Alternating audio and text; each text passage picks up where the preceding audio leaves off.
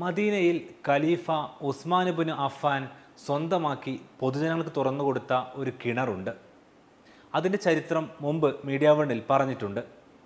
ആ പ്രദേശം ഇപ്പോൾ ഒന്നാകെ ഒരു ചരിത്ര പ്രദേശമാക്കി മാറ്റുകയാണ്. ഒപ്പം ടൂറിസത്തിൻ്റെ സാധ്യതകൾ തേടി നിക്ഷേപകരെയും ക്ഷണിക്കുകയാണ് മദീന. പ്രവാചകന്റെ മദീന ഭരണകാലം. അക്കാലയളവിൽ മദീനയിൽ ഒരിക്കൽ വരൾച്ചയെത്തി. കുടിവെള്ളത്തിന് കനത്ത ക്ഷാമം. വെള്ളം ബാക്കിയായത് റൂമ അൽ ഗഫാരി എന്ന ജൂതന്റെ തോട്ടത്തിലെ കിണറ്റിൽ മാത്രമായിരുന്നു. ആ ജൂതന്റേതായിരുന്നു ഈ തോട്ടം. ഇതിനകത്ത് ഒരു കിണറുണ്ട്.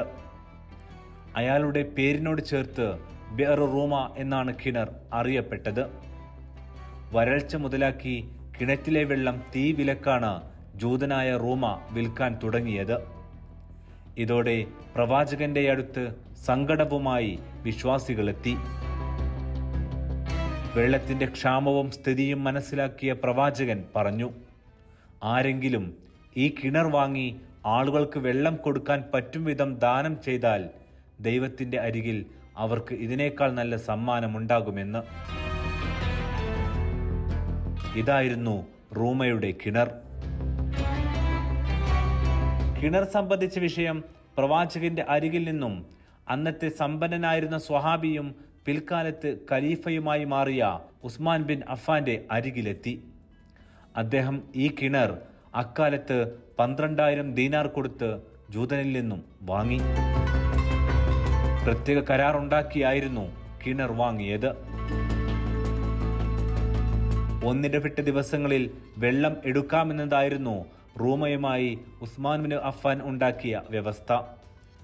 ഒന്നിടവിട്ട ദിനങ്ങളിൽ റൂമക്കും അവസരം നൽകും. എന്നാൽ ഉസ്മാൻ ബിൻ അഫ്ഫാൻ കിണറിന്റെ കാര്യത്തിലെടുത്ത തീരുമാനം റൂമയുടെ കൊള്ളക്ക് അറുതി വരുത്തി. അതിങ്ങനെയായിരുന്നു.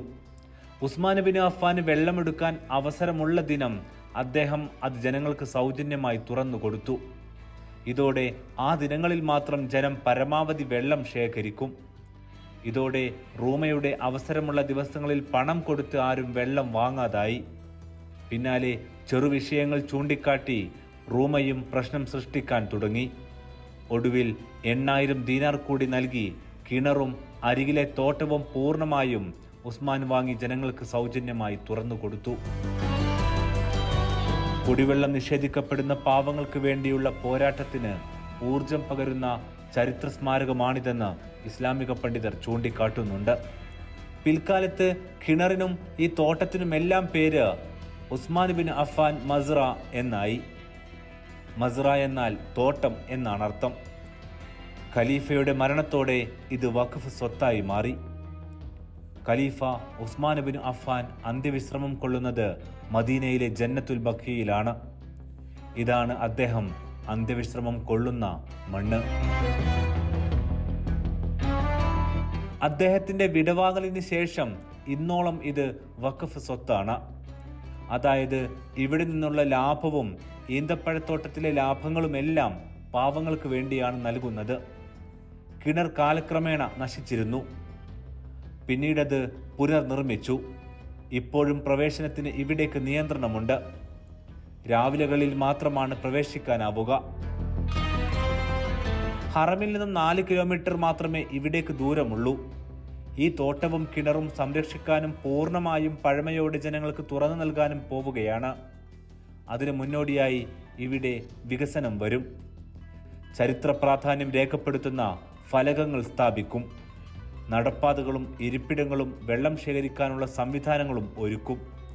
ഇതിനായി സൗദിക്കകത്തു നിന്നും പുറത്തു നിന്നുമുള്ള നിക്ഷേപകരെ തേടുകയാണ് ഔക്കാഫ് ഇൻവെസ്റ്റ്മെന്റ്. മദീനയിലെ 100 കണക്കിന് ചരിത്ര പ്രാധാന്യമുള്ള കിണറുകളും ഇടങ്ങളും സംരക്ഷണത്തിലാണ്. ചരിത്രത്തിന്റെ പഴമയോടെ സംരക്ഷിക്കപ്പെടുന്ന ഓരോന്നും വിശ്വാസികൾക്ക് പ്രവാചക കാലത്തിലൂടെയുള്ള യാത്രയായി മാറുകയാണ്. വരൂ, മദീന നിശബ്ദമായി ചരിത്ര കഥകൾ പറഞ്ഞ് കാത്തിരിക്കുന്നുണ്ട്.